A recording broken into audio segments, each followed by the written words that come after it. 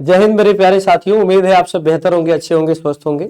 मैं हूं अभिषेक त्रिपाठी और आज के इस सेशन में मैथ और साइंस के पेपर 2 सीटेट 14 दिसंबर 2024 का जो पेपर हुआ है, आज पहले साइंस का सॉल्यूशन होगा, फिर मैथ का सॉल्यूशन मुकेश सर कराएंगे।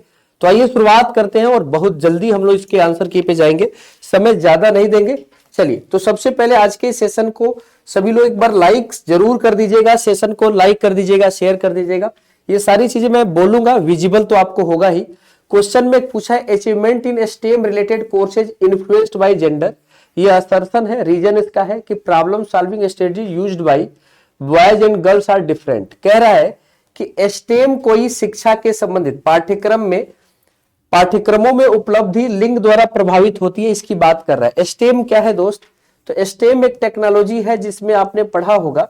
स्टेम क्या होता है दोस्त? साइंस होता है, साइंस के अलावा टेक्नोलॉजी होती है, इंजीनियरिंग होती है स्टेम, और साथ में आपका यहां पर मैथ्स होता है।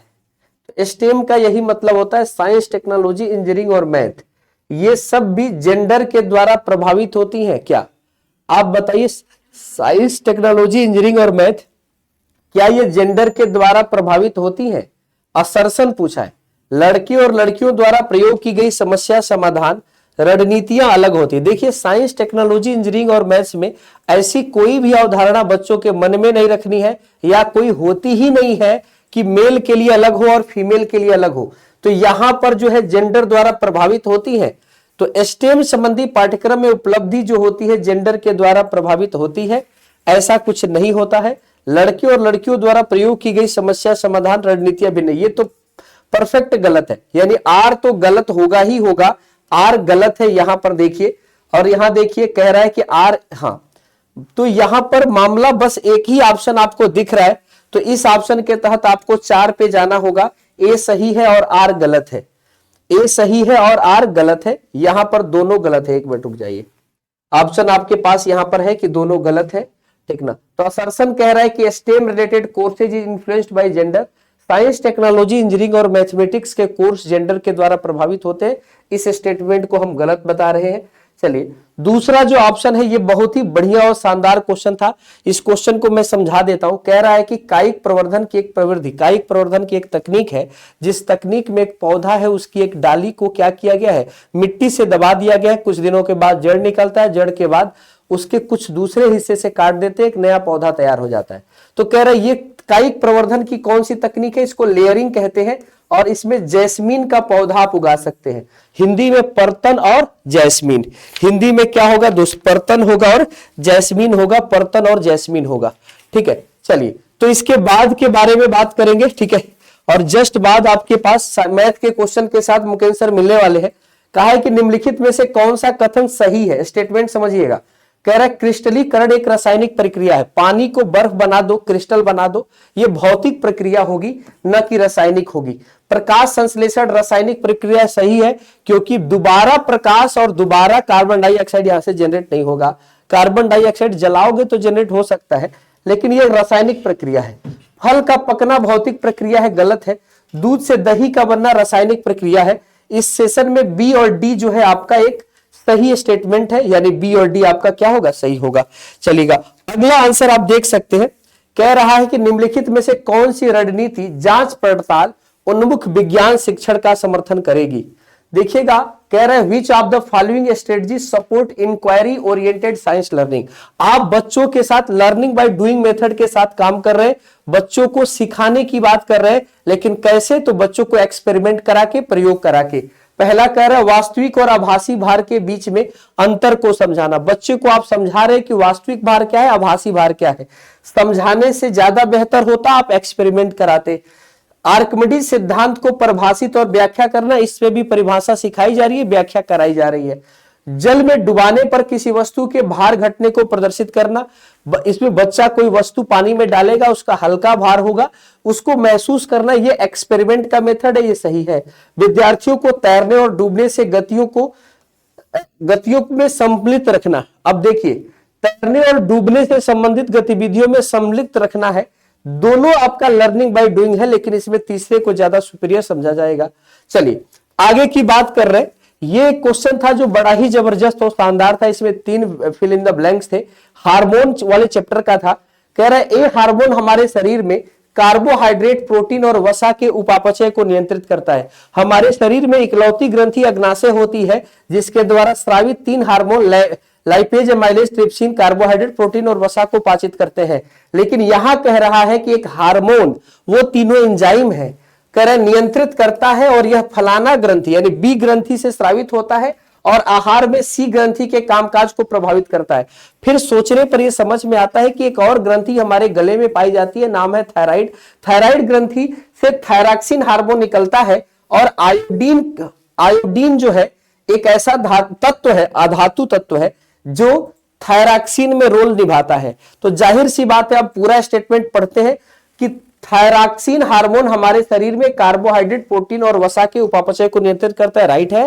कह रहा है कि यह थायराइड ग्रंथि द्वारा स्रावित होता है। हाँ, हमारे आहार में आयोडीन इस ग्रंथि के कामकाज को प्रभावित करेगा। जाहिर सी बात है, आयोडीन का कमी हो जाए तो घेघा रोग हो जाएगा। तो वही कह रहा है कि and dash in our diet impact the function of this gland, and iodine जो है इसके ग्लैंड के फंक्शन को अफेक्ट करेगा, प्रभावित करेगा। चलिए अगले क्वेश्चन के तरफ चलते हैं, अगले क्वेश्चन के तरफ चलेंगे। नेक्स्ट क्वेश्चन है आपके साथ, यहां पर पूछा है कि धातुओं के आपेक्षिक क्रियाशीलता के विषय में बताइए। इसके विषय में ध्यान दीजिएगा, बहुत पहले आपको पढ़ाया था कि केदारनाथ का मंगल आलू जरा फीका पकाता है। केदारनाथ का मंगल आलू जरा फीका पकाता है। अब यही से कहानी हो जाएगा। कह रहा है कि जिंक ये है, कह रहा है कि जिंक लोहे से अधिक क्रियाशील है। जिंक लोहे से अधिक क्रियाशील है परंतु एल्यूमिनियम से कम क्रियाशील है। बिल्कुल ये लाइन सही है। सोडियम पोटेशियम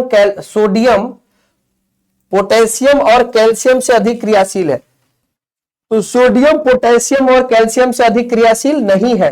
एल्यूमिनियम मैग्नीशियम से अधिक क्रियाशील है। एल्यूमिनियम मैग्नीशियम से कम क्रियाशील है। इसमें केवल आंसर आपके पास ओनली ए आएगा, यानी यहां पर बी और सी गलत होगा। Zinc is more reactive than iron, less than aluminium, यही स्टेटमेंट आपका सही होगा। अगले क्वेश्चन के तरफ तेजी से चलेंगे। देखिएगा भैया, मुकेश सर पूरी तरह से तैयार है, एकदम जोश में, एनर्जी के साथ, और मैथ के सॉल्यूशन आपको एकदम धमाकेदार, पूरा एकदम ऑथेंटिक मिलने वाला है।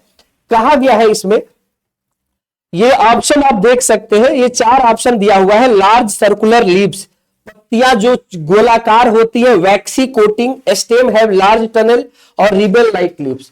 देखिएगा, रिबन लाइक लीव्स से ही काम चल जाता है कि जब भी कोई ऐसी पत्तियां पानी में जो पत्तियां होती है वो पतली हो जाती हैं, जो पानी के बहाव को सपोर्ट कर सके। तो लिखा है helpful in providing buoyancy, helpful in staying afloat, और कह रहा है helpful in offering resistance to water current. तो आप जानते हैं जल धाराओं के प्रतिरोध द्वारा प्रस्तुत होता है। तो जानते हैं आप कि जो भी रिबन लाइक लीव्स है, पतली पतली पत्तियां हैं, उनसे प्रतिरोध कम अप्लाई होता है। तो जाहिर सी बात है कि डी ऑप्शन जो है उसका सही जवाब दूसरा होगा, और डी का सही एकमात्र ये है। तो ये वाला आंसर आप सही कर सकते हैं, ये वाला आंसर सही कर सकते हैं। लार्ज सर्कुलर लीव्स जो है इसको देखेंगे तो इस कह रहा है कि हेल्पफुल इन प्रोवाइडिंग बायोन्सी। जैसे आप जानते हैं जलकुंभी की पत्तियां चौड़ी होती हैं, बहुत सारी पत्तियां चौड़ी होती हैं, जैसे कमल हो गया जो पानी में तैरती है। तो जाहिर सी बात है पहले का तीसरा, इसमें भी ये सही आ रहा है। और बी का 1 वैक्सी कोटिंग जो होती है ना, ये जल के हानि से बचाती है। तो यहां पर आप लिख सकते हैं कि बृहद पत्तियां जो होती है उत्प्लावकता प्रदान करती है, मोमी आवरण जल से सुरक्षा देती है, तनों में जो छेद पाए जाते हैं उससे पानी तैर सकता है आसानी से। और इसका तीसरा यानी ऑप्शन नंबर 1। आपके कितने सही हो रहे हैं कमेंट सेक्शन में बताते चलिएगा पूरी एनर्जी के साथ।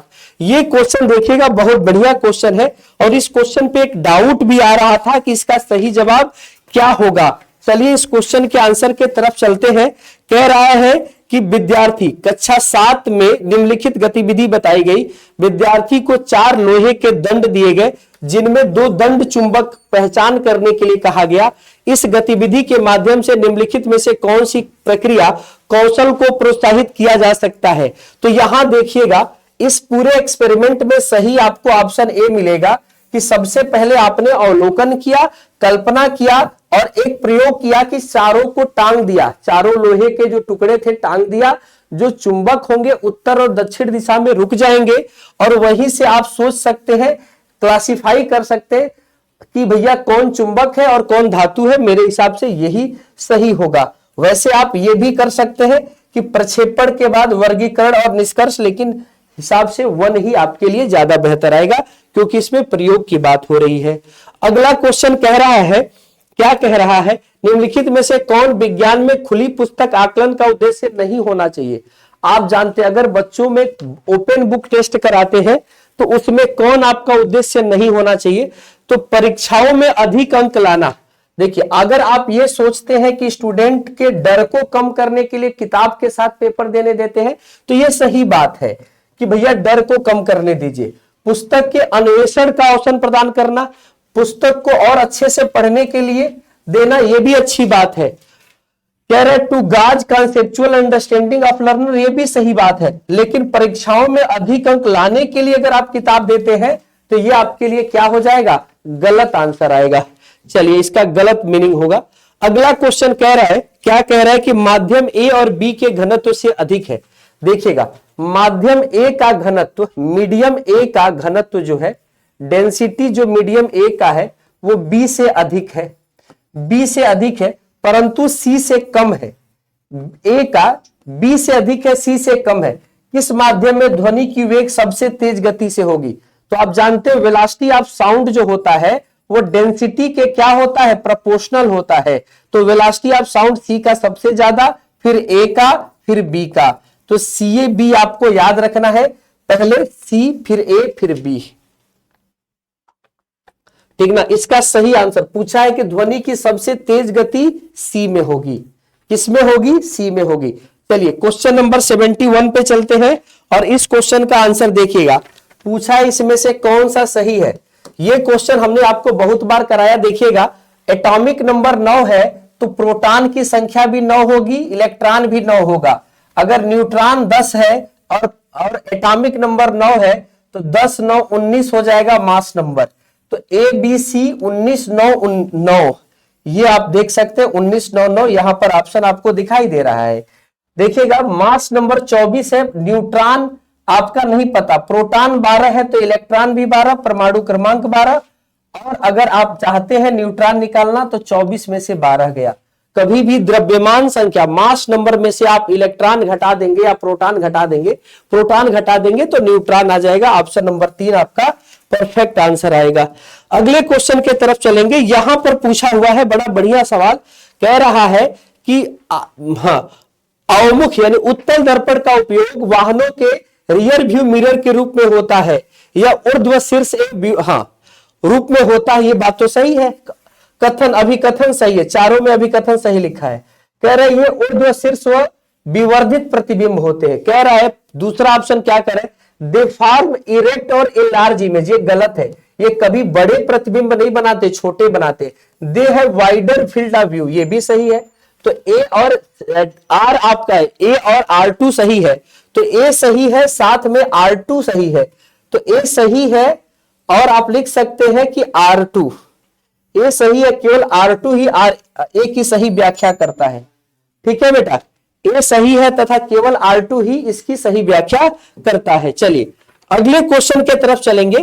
कह रहा है कि स्वपरागण, देखिए अगर कोई फूल है और उस फूल पे मेल और फीमेल दोनों पार्ट पाए जा रहे हैं तो जाहिर सी बात है उसी फूल में स्वपरागण की घटना होगी। तो द्विलिंगी पुष्प में ही स्वपरागण की घटना होती है, सही है। और एक लिंगी पुष्पों में पर परागण की घटना होती है। तो बताइए क्या ऐसा जरूरी है कि एक लिंगी पुष्पों में ही पर परागण होगा? नहीं, ऐसा प्रोटोगाइनी प्रोटोएंड्री का कंडीशन हो सकता है। मान लीजिए एक फूल खिला, उसमें मेल का जो अंग है वो देर से विकसित हुआ तो भी क्रॉस फर्टिलाइजेशन, फीमेल का अंग देर से विकसित हुआ तो भी क्रॉस फर्टिलाइजेशन। तो दूसरा वाला जो पॉइंट कह रहा है कि पर परागण केवल एक लिंगी पुष्पों में हो सकता है, गलत कह रहा है। यानी S1 सही है और S2 क्या है, गलत है। ऑप्शन नंबर डी पे जाएंगे। कह रहा है निम्न में से कौन सा कथन सही है। बहुत ही शानदार सवाल पूछा था। सॉइल जिसके पास लो वाटर होल्डिंग कैपेसिटी होती है, वो उसके पास एरेशन गुड होता है, मतलब ज्यादा एयर उसमें पास होता है और हाई परकोलेशन रेट होता है। ये वाला स्टेटमेंट कि निम्न जल धारक क्षमता वाली मृदा उत्तम चालन होती है और उच्च अंतःस्रवण की दर होती है। निम्नलिखित में से कौन से योग कथन यौगिक के संबंध में सही नहीं है? तो यहां पर देखेंगे हम लोग कौन से कथन यौगिक के संबंध में सही नहीं है। आइए इसकी चर्चा करेंगे। तो यहां पर देख के चलिएगा, कह रहा है केवल यौगिकों को भौतिक और रासायनिक विधियों के द्वारा अलग किया जा सकता है। देखिएगा कौन सा सही नहीं है, तो इसमें सही वाला ढूंढ लो। प्रत्येक यौगिक का संयोजन स्थिर होता है, ये सही है। तो सी नहीं होना चाहिए, सी नहीं होना चाहिए, सी नहीं होना चाहिए, एबीडी सी नहीं होना चाहिए। आंसर मिल गया। कह रहा है कौन गलत है, वो तीनों गलत हो जाएंगे। अगला ऑप्शन देखिएगा, कह रहा है कि निम्नलिखित में से कौन सा कथन व्हेल और डॉल्फिन मछली के संदर्भ में सही है? तो व्हेल और डॉल्फिन मछली जो होती है, आप भी पता है रखे होंगे कि व्हेल और डॉल्फिन मछली स्तनधारी होती है, और स्तनधारी जो होती है वो बिलीन ऑक्सीजन का उपयोग नहीं कर सकती है, उनके पास क्लोम होता है। ये गलत है, वो उनके पास नासा द्वार होता है और सांस लेने के लिए पानी के सतह पर आती है। तो इसमें एसीडी वाला स्टेटमेंट आपका क्या है, सही है। उनके पास क्लोम होता है, ये स्टेटमेंट आपके पास क्या हो जाएगा, गलत हो जाएगा।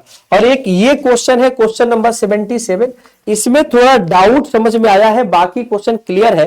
कहा है कि विज्ञान में कला एकीकृत अधिगम को बढ़ावा देने की संभावना निम्न में से किसमें अधिक है? विज्ञान में कला एकीकृत अधिगम, which of the following have the most scope for promoting art integrated learning? Science में आर्ट इंटीग्रेटेड लर्निंग का बढ़ावा देने के लिए आप क्या कर सकते हैं? तो आप प्रोजेक्ट दे सकते हैं और पोर्टफोलियो बनाने के लिए कह सकते हैं। मेरे हिसाब से ये सही है। क्लियर। चलिए अगला क्वेश्चन जो पूछा गया है कि मानव के पाचक में पित्त रस के कार्य के संबंध में कौन सा कथन सही है? एक मिनट, इसके अच्छा नाइक्रोम वाला क्वेश्चन है। नाइक्रोम के बारे में कहा, देखिए हीटर हो या गीजर हो, नाइक्रोम का फिलामेंट इस्तेमाल करते हैं, उसका गलनांक तो उच्च होता है, प्रतिरोध निम्न होता है। देखिएगा बात तो ठीक है यहां पे। तो कह रहा है एक कथन सही है, बिल्कुल सही है। इसका सही जवाब होगा दोनों सही है और दोनों सही व्याख्या भी है। अगर हीटर का फिलामेंट का क्वथनांक अगर कम होता तो जाहिर सी बात है कि वो जल्दी पिघल जाता। आइए भाई अगले क्वेश्चन के तरफ। भैया एकदम मैथ वाले सर तैयार है, बहुत जल्दी आपको पूरा मैथ का सॉल्यूशन मिलेगा। कह रहा है मानव के पाचक तंत्र में पित्त रस के कार्य के संबंध में कौन सा कथन सही है? तो यहां कह रहा है कि यह आमाशय से आते हुए आंशिक रूप से पचे भोजन को क्षारीय बना देता है, एकदम सही। यह वसा के पाचन में मदद करता है, एकदम सही, दोनों सही है भाई। आप जानते हैं कि जो भी पित्त रस होता है वो आता है पित्ताशय से, स्रावित होता है यकृत से, लेकिन आने के बाद अम्लीय भोजन जिसको काइम कहते हैं उसको क्षारीय बनाता है, वसा के पाचन को प्रेरित करता है। कह रहा है इसमें से क्या सही है? ये क्वेश्चन थोड़ा समझने में आपको दिक्कत आई होगी। निम्नलिखित सूचना के आधार पर उन पदार्थों की पहचान कीजिए जो जलने पर ज्वाला देते हैं। तो ठोस जलने पर वाष्प बनता है, नहीं, ये बात तो सही है। द्रव जो है जलने पर वाष्प बनता है, ये भी सही है। तो ये दोनों स्टेटमेंट सही है, बाकी दोनों गलत है। तो इस हिसाब से ए और बी आपका सही आपको आंसर हुआ। अगला चलते हैं भाई, अगले आंसर के तरफ चलते हैं। अगले आंसर में क्या है? सिराओं की तुलना में धमनियां मोटी और प्रत्यास्थ होती हैं, बिल्कुल सही है। सिराओं की तुलना में धनी का ब्लड प्रेशर लो होता है, ए और आर, बिल्कुल यहां पर भी सही।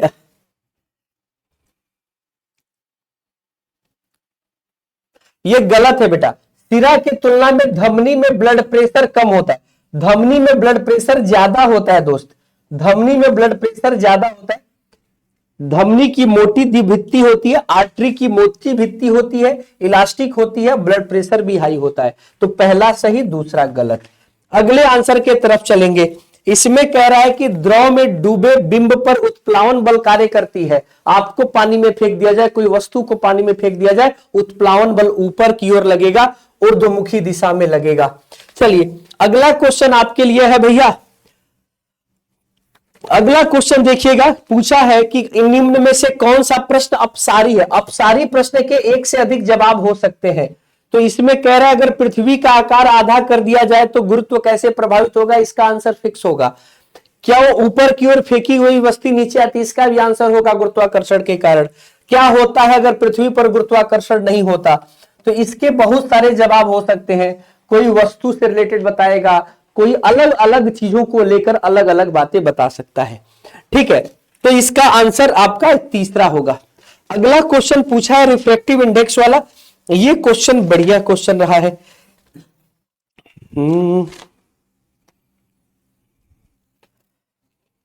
इसमें कहा है दोस्त, कहा है कि देखिएगा, एक ए माध्यम, बी माध्यम और सी माध्यम। कह रहे प्रकाश की किरण आती है जब ए से बी में, तो बी में उसका वेग बढ़ जाता है और सी में उसका वेग घट जाता है।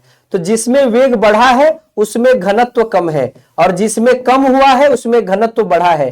तो ये जो कथन कह रहा है ए और सी के अपूर्णांक बी से कम है, बिल्कुल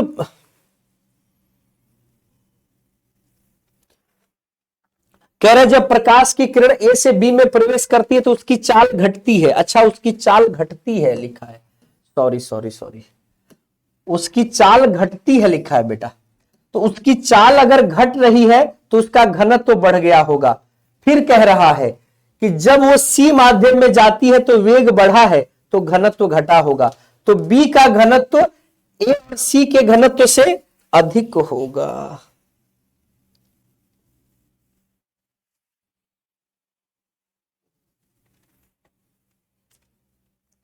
जब प्रकाश की किरण माध्यम ए से माध्यम बी में प्रवेश करती है तब उसकी चाल घटती है, और माध्यम सी में प्रवेश करती है तो उसकी चाल बढ़ जाती है। तो जिसमें चाल बढ़ा है उसका अपूर्णांक कम है, तो सी के समान है ये तो नहीं होगा। ए का अपूर्णांक बी से कम है और सी के समान है, बिल्कुल ये हो सकता है। ए और सी के अपूर्णांक बी से कम है।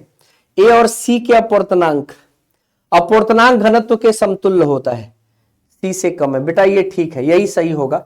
ए और सी के अपूर्णांक जो है सी से कम होंगे। ए और सी के अपूर्णांक सी से बी से कम होंगे, ठीक है, क्योंकि इन दोनों में वेग जो है ज्यादा रहा है, इसमें वेग कम रहा है। तो जिसमें वेग कम है उसमें डेंसिटी ज्यादा होगी। ठीक है, ये डायरेक्ट रेशियो होता है।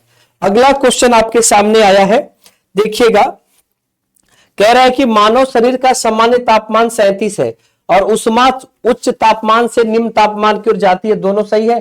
तो S1 अनुमान है, S2 अवलोकन है। S1 S2 दोनों अवलोकन है जी, बिल्कुल दोनों अवलोकन है। मनुष्य के शरीर का तापमान माप सकते हैं और ऊष्मा जो है उच्च से निम्न की ओर जाती है, बिल्कुल ये भी आप प्रेक्षण के तौर पर देख सकते हैं, एक लोहे का टुकड़ा पानी में डाल के। यहां पर देख सकते हैं ये रिएक्शन दिया हुआ है और ये रिएक्शन गजब का रिएक्शन था। इसमें सही आंसर तीसरा है, आप समझिएगा ये वाला रिएक्शन सही होगा। Na2CO3 प्लस 2HCl, और जब ये रिएक्शन होगा तो 2NaCl के साथ साथ H2O और CO2। दूसरा आपके पास CaOH का होल ट्वाइस CO2 के साथ रिएक्शन कराएंगे तो ये रिएक्शन हो जाएगा CaCO3 प्लस H2O, यही सही होगा। तीसरा ऑप्शन यहां पर सही है। आपके क्वेश्चन में क्या लगाए हैं वो देख लीजिएगा। कह रहा है निम्नलिखित में से कौन सा कथन विज्ञान की प्रकृति के बारे में सही है। भैया मैथ वाले सर तैयार हैं, क्वेश्चन हो गया है तो सही है, एक गलत है और बी सही है। यही स्टेटमेंट इसमें होगा कि वैज्ञानिक विचार सांस्कृतिक संदर्भ द्वारा प्रभावित नहीं होती है। तो वैज्ञानिक विचार संस्कृति के द्वारा प्रभावित होती है, कोई एकल वैज्ञानिक पद्धति नहीं है, जबकि हाँ ये बात सही कहा जा रहा है। अगला क्वेश्चन है कि जब बर्फ पिघलता है तो तापमान समान रहता है, क्योंकि 0 डिग्री सेंटीग्रेड पर बर्फ भी होता है, 0 डिग्री सेंटीग्रेड पर पानी भी होता है। और आखिरी के दो सवाल बिल्कुल इसके बाद से सेशन मुकेंद्र सर के हवाले और उसके बाद जी बिल्कुल। चलिए तो क्वेश्चन नंबर 89 में कह रहा है कि सभी आयु वर्ग के विभिन्न धारणाएं होती हैं जो विज्ञान के धारणाओं से भिन्न होती है। निम्नलिखित में से कौन सी धारणाओं यानी कौन सा कथन मैंने कौन सा डोमेन जो है वो पूरी तरह से सही है। तो इसमें मेरे हिसाब से ABCE वाला स्टेटमेंट जो है सही है, जिसमें ई होगा वही वाला सही है। चलिए आगे चलते हैं और एक लास्टवा S1 S2 S3 के बारे में कहा है कि नियम और सिद्धांत के तौर पर। तो आप जानते हैं सिद्धांत जो होते हैं वो परिवर्तनशील होते हैं, तो इसमें बेटा हमेशा ध्यान दीजिएगा कि क्या होगा नियम। हाँ, तीसरा जो है वो सही है, तो आप जानते हैं तीसरा सही है, तो इसमें ये वाला स्टेटमेंट आपको सही दिखाई देगा कि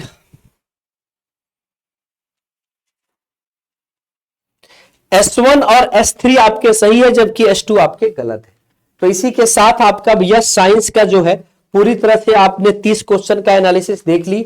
अगली एनालिसिस आप देखने वाले हैं मैथ के साथ, मैथ का, और मैथ की एनालिसिस आज आपको कराएंगे मुकेश सर, पूरी एनर्जी के साथ तैयार है सर। तो मुकेश सर का स्वागत है।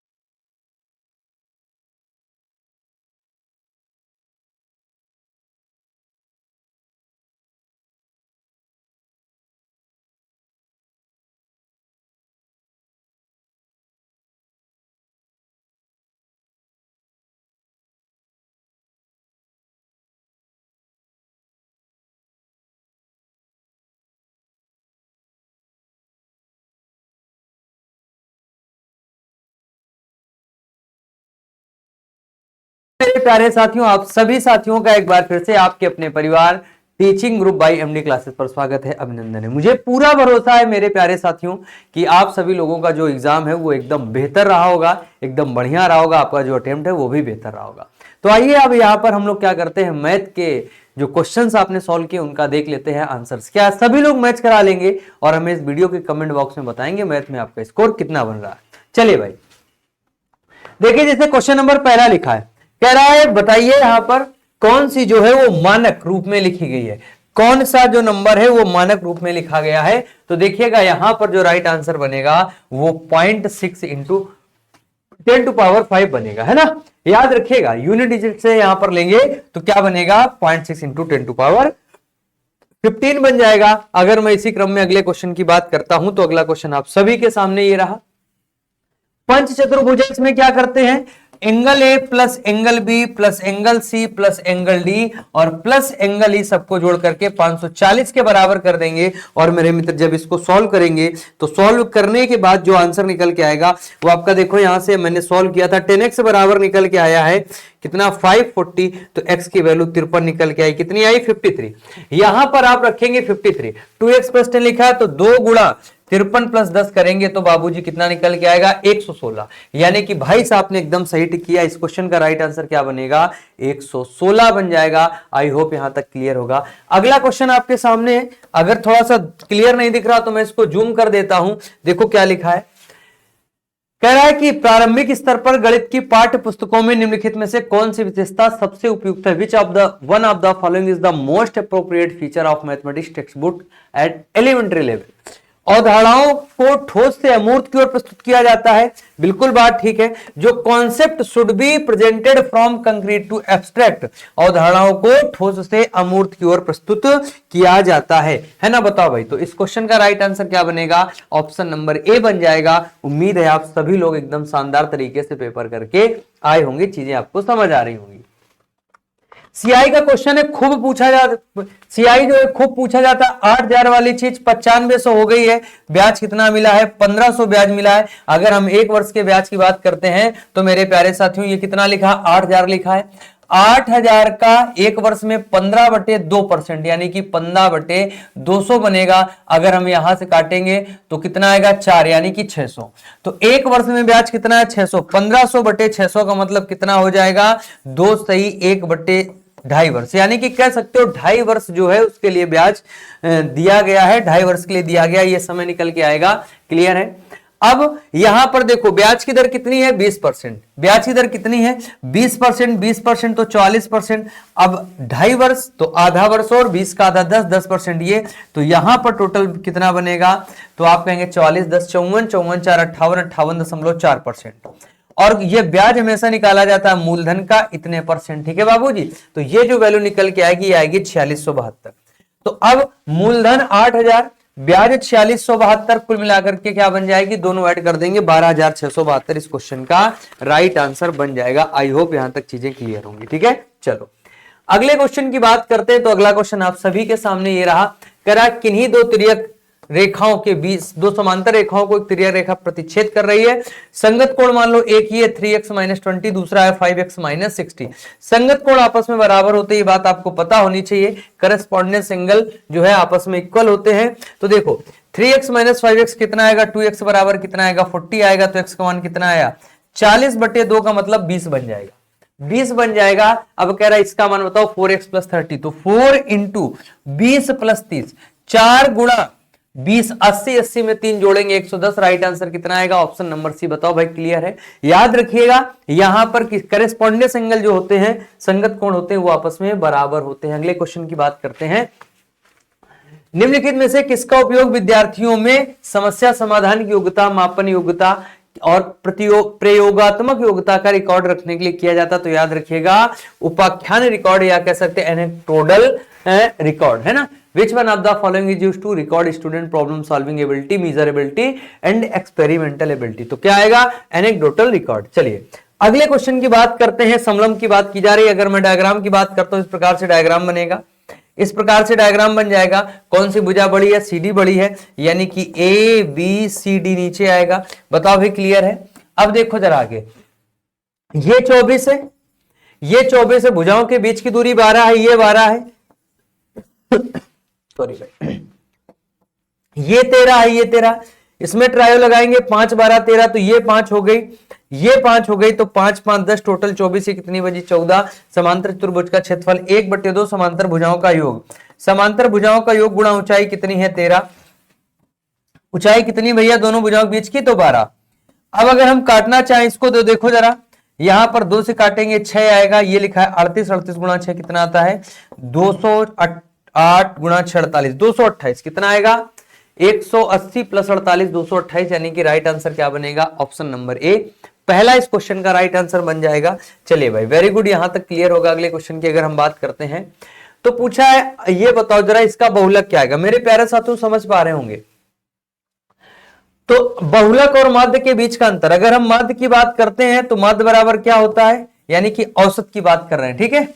तो 4 2 6 1 7 3 10 10 11 12 12 और ये कितना है, 12 में 2 जोड़ेंगे तो कितना आएगा, 14 14 5 19, तो बनेगा 19/11। अगर हम बहुलक की बात करते हैं मॉड की, तो जो टर्म सबसे ज्यादा बार आता है वो बहुलक बनता है। बहुलक कितना, 1। दोनों के बीच के अंतर की बात की जा रही, तो भाई साहब क्या आएगा, 19/11 क्या आएगा, देखो जरा, 19/11 और माइनस का 1, तो क्या बनेगा, 19 - 11 क्या बनेगा, 19 - 11/11, यानी कि 8/11। इस क्वेश्चन का राइट आंसर क्या आएगा, 8/11, ऑप्शन नंबर सी एकदम से सही हो जाएगा। बताओ भाई, ठीक है? यहां तक कोई दिक्कत समस्या तो नहीं है? चलो इसी क्रम में अगर मैं अगले क्वेश्चन की बात करता हूं, एक 9 अंक की संख्या है, क्या है, 5 6 5x 9274y, इसे 88 से डिवाइड करेंगे। 88 का मतलब 11 × 8, तो अब पहले लगाओ 8 की ड्यूलिटी क्या कहती है, लास्ट के 3 डिजिट 8 से कटने चाहिए, तो 8 × 9 72, 2 74, 8 3 24, यानी कि y बराबर 4 फिक्स हो गया। अब देखो, अब इसमें क्या करो भैया, वही वाला क्रम लगाओ अपना, कौन वाला, सम स्थानों के अंकों का योग, विषम स्थानों के अंकों का योग। तो 5 5 10, 10 9 19, 19 में 7 जोड़ेंगे कितना आएगा, तो 26 आएगा। 26 में 4 जोड़ेंगे तो कितना हो जाएगा, 30। डिफरेंस आगे कितना बनेगा, तो 6 + x + 2, 6 2 8, 8 4 12 ही आएगा, 12 + x, ये क्या आएगा, 12 + x, है ना। तो इसको डिफरेंस इसका 11 बनाओ, तो यहां कितना लोगे, बताओ भाई, 12 7 19, तो x बराबर 7 19, 30 19 के बीच का अंतर 11 बनेगा। तो भाई उसने पूछा 2x + y का मान पूछा, 2 × x का मान 7 + 3 × y का मान 4 है, 14 + 12 कितना होता है, 26, 7 × 2 14 12 26, राइट आंसर कितना आएगा, 26। यहां तक क्लियर है? बताओ भाई, है ना, सभी लोग टिक कर लेंगे। अगले क्वेश्चन की बात करते हैं।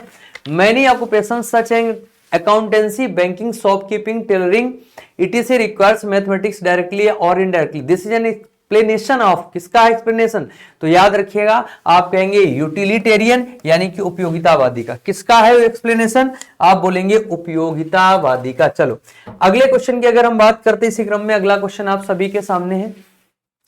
दो रेखा इस प्रकार से खींची गई, ए बी एक रेखा है बेटा, ए बी एक रेखा, इस पर एक बिंदु क्या है ओ।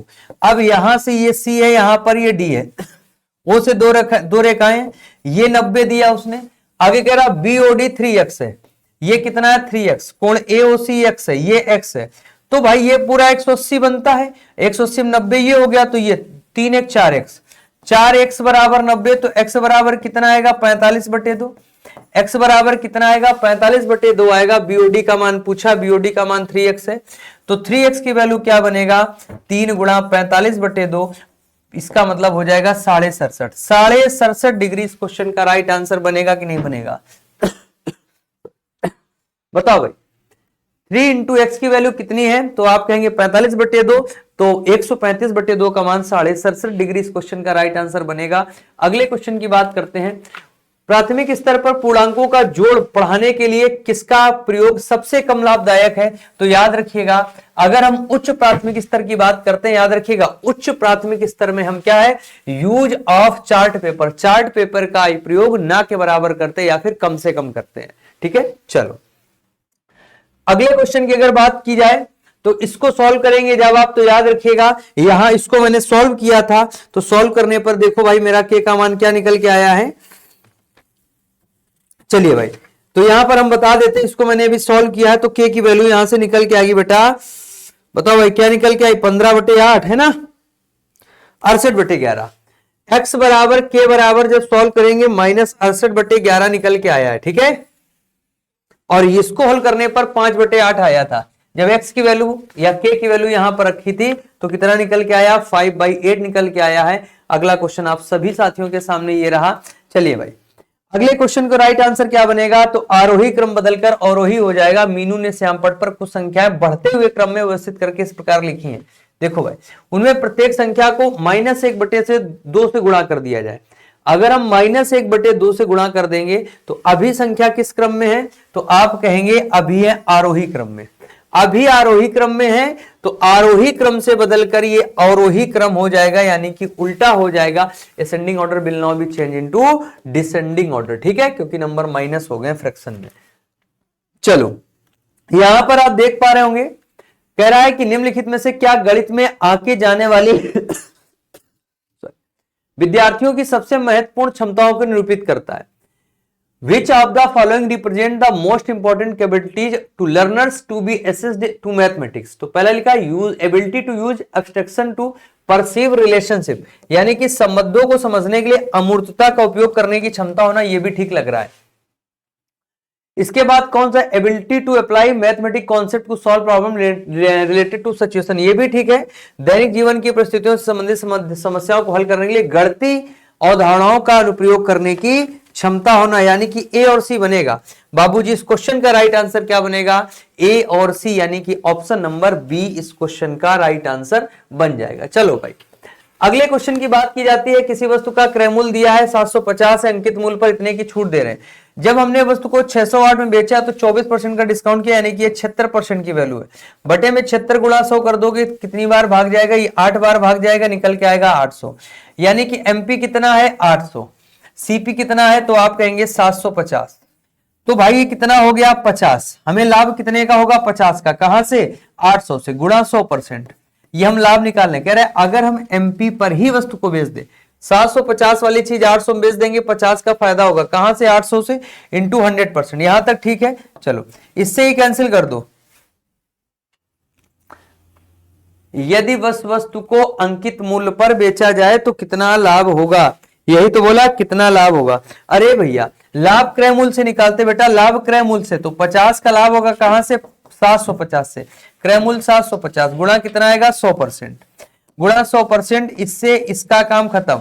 25 त्रिका 75, 25 चौको 100, 5 चौको 20, 20/3% का मतलब क्या होता है 6 होल 2/3%, यानी कि 6 सही 2/3% इस क्वेश्चन का राइट आंसर बन जाएगा। ठीक है, 6 होल 2/3% इस क्वेश्चन का राइट आंसर बनेगा। मेरे मित्र इसको भी मैंने सॉल्व किया है, बहुत अच्छे तरीके से सॉल्व किया है। तो जब इसको आप सॉल्व करेंगे तो देखो क्या निकल के आएगा। सबसे पहली बात ये है, लिखा 3196 बटे में 2704 बटे 2 करेंगे तो 1352 निकल के आया है, और प्लस का इस पूरे को सॉल्व करने पर कितना मिला है 0.572 इसका मान कितना है बेटा 23 है। तो 23 में जब ये जोड़ेंगे तो 23.5728 23.5728 क्लियर है। आगे बढ़ चले, चलो भाई ये प्रायिकता वाला क्वेश्चन आ गया। तो इस क्वेश्चन का राइट आंसर क्या बनेगा मेरे प्यारे साथियों, याद रखिएगा 3/4 क्या आएगा इस क्वेश्चन का राइट आंसर 3/4 निकल के आएगा। संख्याएं 12, 13, 14, 70, 71 कार्डों पर लिखकर एक डिब्बे पर इस प्रकार से रख दी जाती हैं।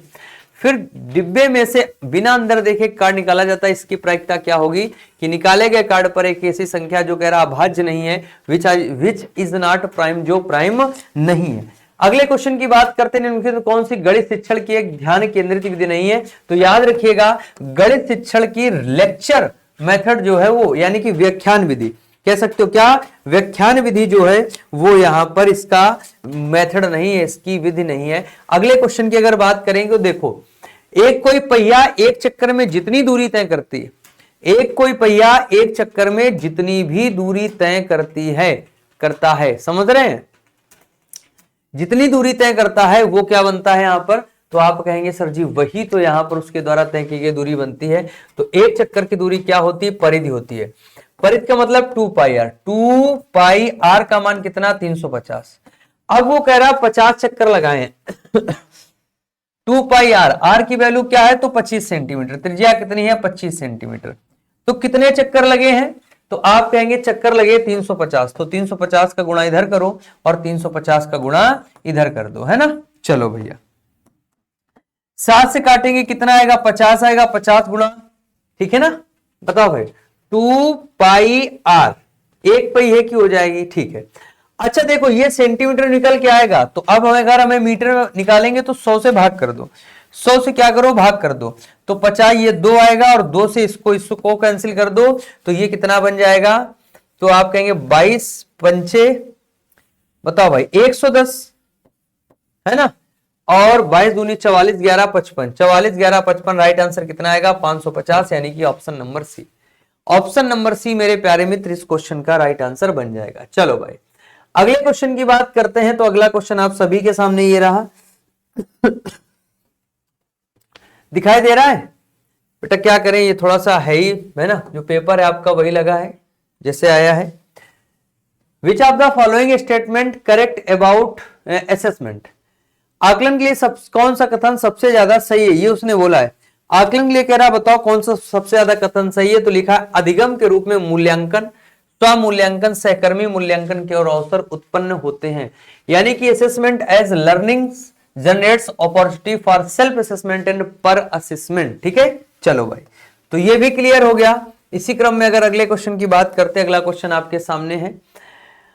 अच्छा, Anamika does conceptual error while solving problem on menstruation, course of action क्या है, teacher gives a lot of hands on and visual practice to Anamika, ये भी ठीक है। Teacher provides the scope of discussion while giving open ended question, ये भी ठीक, यानी कि बोथ राइट बनेगा। इस क्वेश्चन का आंसर क्या बनेगा, बोथ राइट बनेगा। एक बार देख लो, क्षेत्रमिति की समस्याओं को हल करने के समय अनामिका अवधारणा त्रुटि करती, कॉन्सेप्चुअल गलती करती है, तो शिक्षक अनामिका को बहुत सारे व्यवहारिक और दृश्यात्मक अभ्यास करने के लिए देती है, ये भी ठीक बनेगा। दूसरा है शिक्षिका खुले सिरे वाले प्रश्न देकर चर्चा के अवसर प्रदान करती है, यानी कि बोथ राइट बनेगा इस क्वेश्चन का राइट आंसर। समझ गए। चलो अगले क्वेश्चन की बात करते, एक समचतुर्भुज है। अगर मेरे मित्र हम समचतुर्भुज बनाते कुछ ऐसे बनेगा, ये बनेगा पी क्यू आर और एस। तो पी क्यू का मान है 4x + 1, क्यू आर का मान है 26, आर एस का मान 25 है, पी एस का मान कितना है 3y - 1 है। तो कह रहा 3x + 2y का मान बताओ। इसको भी मैंने सॉल्व किया मेरे मित्र, जब हमने सॉल्व किया है तो बताओ भैया x का मान 6 निकल के आया है, y का मान 9 निकल के आया। कुछ नहीं करना है, 4x + 1 बराबर 25 कर देना, तो 4x बराबर 24, तो x बराबर 6, 3y - 1 बराबर 26 कर देंगे, 3y बराबर 27, तो y बराबर 9। 3x + 2y की मान पूछिए, 3x + 2y देखो जरा, 3 इंटू एक्स का मान ये है प्लस 2 इंटू वाई का मान ये है, तो कितना आएगा 6 गुणा 3 18 बनेगा, 9 गुणा 2 18 बनेगा, 18 18 36। इस क्वेश्चन का राइट आंसर हो जाएगा 36। समझ गए? समांतर चतुर्भुज की आमने सामने की भुजाएं बराबर होती हैं। अगले क्वेश्चन की बात करते हैं। माइनस का 7/10 का मतलब है 0.7, लेकिन माइनस का आएगा, यहां पर 0.25 आएगा, लेकिन किसका आएगा? माइनस का आएगा। तो देखो भाई, अगर हम इसकी बात करते हैं, जीरो तो न्यूट्रल होता है, यहां बीच में जीरो नहीं मिलेगा। ये प्लस का लेखा, इसको खत्म करो, हमें माइनस वाले देखने, इनके बीच में देखना है। अब यहां पर क्या है, तो देखो 3/4 का मतलब 0.75 होता है, ये 0.70 लिखा है, तो 0.70 से पहले आएगा 0.75, पहले आएगा, ये भी नहीं होगा। इस क्वेश्चन का राइट आंसर बन जाएगा बाबूजी ये, ठीक है, यानी कि ऑप्शन नंबर ए इस क्वेश्चन का राइट आंसर बन जाएगा। चलो, कह रहा वह न्यूनतम संख्या बताइए जिसे 2605, अब देखो 2605 में हम क्या नंबर घटा दें कि नंबर एक परफेक्ट स्क्वायर मिल जाए, तो एक 2601 होता है, और 2601 किसका स्क्वायर होता है? तो आप कहेंगे 51 का स्क्वायर होता है, यानी कि 2605 में कितना घटा दें? 4 घटा दें। तो 4x + 7 की बात की जा रही, 4x + 7, 4 चौको 16, 16 में 7 जोड़ेंगे 23 आएगा। राइट आंसर क्या बनेगा? Option number C. Option number C इस क्वेश्चन का राइट आंसर बनेगा। चलिए भाई, अगले क्वेश्चन की बात करते हैं। ए बराबर, बी बराबर, सी बराबर, डी सब कुछ दिया। जब मैंने इस क्वेश्चन को सॉल्व किया था, तो मेरी वैल्यू निकल के आई थी p बराबर -4, q बराबर 5 निकल के आया था, और r बराबर 27 निकल के आया। 27 5 32 में 8 घटाएंगे, कितना आएगा? 32 में 4 घटाएंगे 28 आएगा। तो मेरे हिसाब से इस क्वेश्चन का आंसर कितना आ रहा है? ऑप्शन नंबर सी आ रहा है। चलो भाई, अगले क्वेश्चन की बात कर ली जाए। बताओ भैया। कह रहा है कि नीतू हमेशा परिवर्तन की पहचान करने में उलझी रहती। उसकी गणित की शिक्षिका ने उसे प्रत्येक परिवर्तन के लिए एक सरल शब्द देकर उसकी मदद की, जो कि परिवर्तन, प्रतिबिंब, रोटेशन, परिवर्तन, प्रतिबिंब, रोटेशन, स्थानांतरित और आवर्धन, ऊपर दिए गए हर परिवर्तन के अर्थ को निम्नलिखित में से कौन से सही क्रम में दर्शाती है? तो याद रखिए, इसका बनेगा flip, turn, slide and bigger फीपर, पलटना, घुमाना, फिसलना और बड़ा आकार। याद रखिएगा, ये जो है इस क्वेश्चन का राइट आंसर मेरे प्यारे साथियों बन जाएगा। ठीक है ना? चलो आगे बढ़ चलते हैं। अगला क्वेश्चन आपके सामने, कौन सा त्रिभुज बनेगा? तो याद रखिएगा, इसमें कौन सा त्रिभुज बनेगा? अब देखो, जैसे यहां पर लिखा था ये दो भुजाएं हैं, बराबर दो भुजाएं नहीं, किन्हीं दो भुजाओं के वर्गों का योगफल होता है, बराबर दो भुजाएं बनेगी नहीं। ठीक है, और यहां पर जो बनेगा वो क्या बनेगा? ऑप्शन नंबर ए इस क्वेश्चन का राइट आंसर बन जाएगा। ये इसलिए नहीं बनेगा क्योंकि दो भुजाओं का योग तीसरे के बराबर, जबकि ये गलत है। तो राइट आंसर क्या आएगा? ए बराबर, ए बी बराबर 5, बी सी बराबर 6, A B C angle 130, B S C angle 25। इस क्वेश्चन का एकदम से सही वाला उत्तर बनेगा मेरे प्यारे साथियों। जो क्वेश्चन नंबर 60 है, लिखा है solid cube of side 12 centimeter is cut into small solid cubes of side 4 centimeter.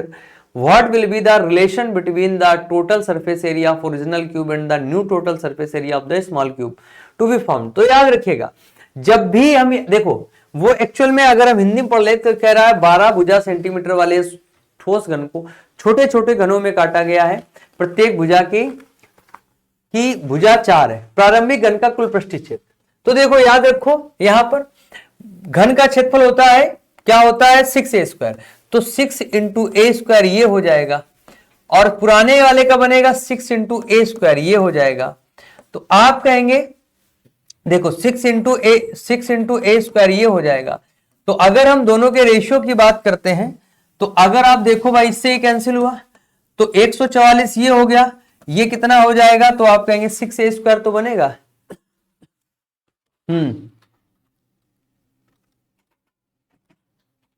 ठीक है ना?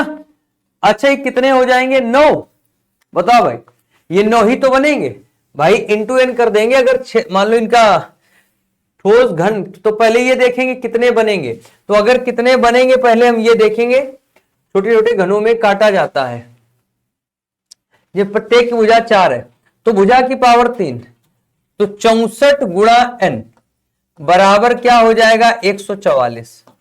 तो n बराबर, बताओ भाई, तो